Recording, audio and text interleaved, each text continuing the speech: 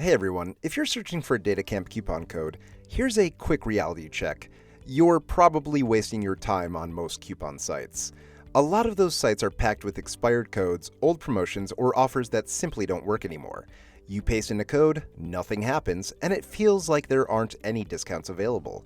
The good news is that Datacamp usually runs promotions through official discount pages and limited time sales instead. So rather than hunting through dozens of coupon sites, it's usually easier to use the current offer directly.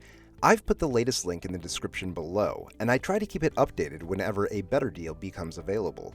And if you're not ready to pay anything yet, that's totally fine. Datacamp has a free basic plan that lets you access the first chapter of hundreds of courses with no credit card required. It's a great way to see whether the platform is actually a good fit before spending any money. Now, if you're not familiar with Datacamp, here's the quick version.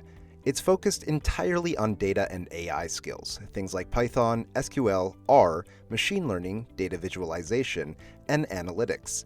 Instead of throwing thousands of unrelated courses at you, everything is organized into structured learning paths and career tracks for roles like data analyst, data scientist, and data engineer. What makes it stand out is the hands-on approach.